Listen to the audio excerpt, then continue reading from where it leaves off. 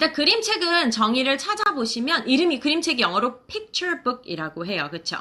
picture book. 이렇게 얘기하고 이름에서 알 수 있듯이 책은 책인데 뭐가? 그림이 주가 되는 책을 우리가 picture book이라고 얘기를 합니다. 그래서 물론 글이 하나도 없는 책도 있고요. 제가 그때 Journey나 Return Quest 그 시리즈 보여드렸죠. 그다음에 Flamingo 그 책도 그렇고 또 뭐가 하나 있었는데 그런 Where's Walrus 저희 집에 있는 그런 이제 책들 텍스트가 제목 말고는 하나도 없어요.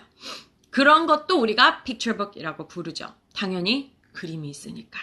그래서 텍스트가 없어도 당연히 책이고 픽처북이고 텍스트가 있는데 텍스트의 역할보다는 그림의 역할이 보통은 큰 것을 우리가 픽처북이라고 얘기할 수 있습니다. 우리가 많은 분들이 이제 뭐 영어 동화, 영어 그림 동화, 또 스토리북 이렇게도 얘기하시는데요. 그렇게 말씀하시는 분들의 예시로 드는 책을 보면 보통 다 그냥 픽처북이라고 생각하시면 돼요. 그러니까 그냥 픽처북 또는 그림책 이렇게 얘기하는 게 더 명확하게 다가올 수 있다는 거죠.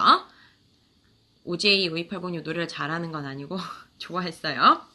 자, 그래서 글보다 그림이 주가 되는 거. 그리고 이제 그냥 구글이나 이런 웹에서 픽처북의 정의 이렇게 찾으시면 웹에도 막 사전이 있고 사람들마다 정의해 놓은 것들이 있잖아요. 그런 거 보면 대체적으로 두 갈래가 있습니다. 말씀드렸듯이 그림보다 글보다 그림이 주가 되는 거. 그리고 written for children. 아이들을 위해서 쓰여진 책이다. 요런 이제 공통적인 정의들을 찾을 수가 있어요. 그래서 이따 보여드리겠지만 모든 책이 영유아만을 대상으로 하는 것은 아니지만 대부분의 픽처북은 작가나 삽하거나 또 출판사에서 낼 때는 이제 생각하는 타겟 그 대상이 그래도 어느 정도 어린 아이들에게 맞춰져 있다는 거를 볼 수 있습니다. 그래서 또 어떤 사람의 설명 이런 거 보면은요, 픽처북은 쓰여질 때 누군가가, 그러니까 성인이, 어른이나 선생님이나 뭐 할머니나 성인이 읽어주는 책이다라고 좀 정의하는 사람들도 있어요. 그러니까 아이들이 아주 어릴 때부터 읽을 수 있다는 거죠. 그래갖고 뭐 이제 그림책, 우리나라에서도 0세부터 100세까지 그림책 이렇게 모토 하잖아요. 실제로 지난 목요 라방에서 제가 위시 글 읽어드렸을 때 아이들은 약간 엄마 왜 울어? 지만 우리 엄마나 아빠들은 그걸 보면서 약간 마음이 찡한 그런 게 있죠. 그래서 어른들을 위한 사실은 책들도 많이 그림책도 있어요. 또는 오늘 좀 보여드릴 초등 고학년들도 읽을 만한 책들. 허리허리 같은 거는 고학년이 읽기엔 조금 유치하잖아요. 죄송해요. 오늘 아침에 걸어서 저희 첫째를 등원을 시켰더니 이게 먼지 때문인지.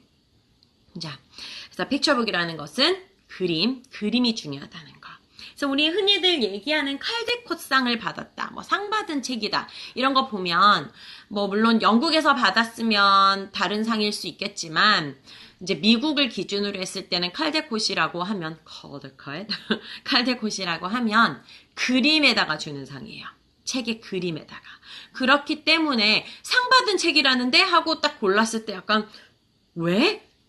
내용을 보고 왜? 이런 생각이 들 수 있어요. 근데 그거는 그림에 대한 상이라는 거를 알아두시면은 또 책을 고를 때 무조건 상 받았다고 해서 지금 당장 우리 애한테 읽혀야 된다, 이런 강박에서도 좀 벗어날 수가 있는 것이죠. 자, 그리고 그림책이라는 것은 리더스랑 가장 큰 차이를 보자면 그림책은 작가의 순수 창작물이에요.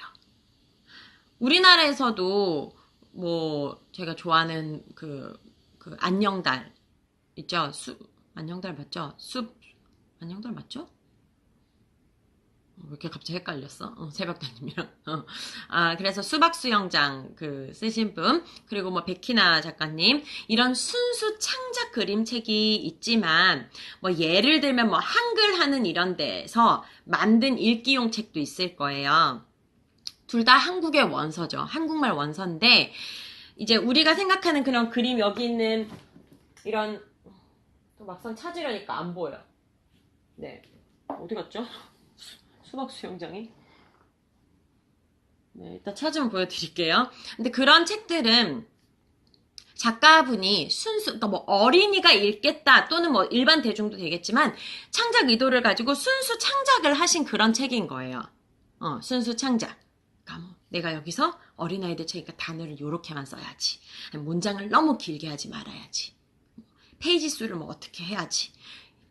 물론 그런 의도를 뭐 하실 수도 있겠지만, 이제 픽처북이라는 것은 레벨이나 그런 거를 정제하지 않고 작가랑 사파가가 순수하게 창작 의도를 가지고 한 거예요. 그래서 주제의 범위나 예를 들어서 뭐 아이들 건데 너무 막 어려운 주제 이런 건 할 수 없겠죠. 근데 이제 주제의 범위나 주제를 또 푸는 방식. 어른들이 보는 소설은 많이 꼬아가지고 마지막에 그게 실타래처럼 엉켜있는데 뭐가 하나가 풀리면서 싹 풀리면 그게 막 엄청 재미있고 막 흥미진진하잖아요. 근데 막 아이들 책 같은 경우에는 너무 많이 트위스트를 주면 이해가 어려울 수 있겠죠. 그래서 뭐 주제의 범위나 주제를 푸는 방식에 약간의 제한은 있을 수 있지만 뭐 사실상 뭐 어휘나 문장 길이 이런 것에 제한이 크게 없는 것이죠. 그게 우리가 또 그림책을 봤을 때 레벨이 천차만별이라고 느껴진 이유가 있어요.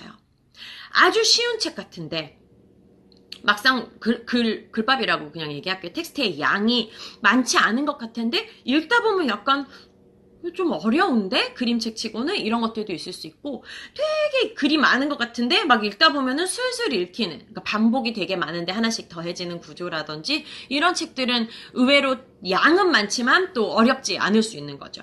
근데 이제 리더스 같은 건 이따 보시겠지만 정제돼서 만든 책이기 때문에 그냥 예를 들어서 1단계다 그러면 딱 봐도 1단계 같이 생겼어요. 5단계다 딱 봐도 5단계 같이 생긴 거예요. 그러니까 보이는 게 그 레벨일 확률이 높다는 것이죠.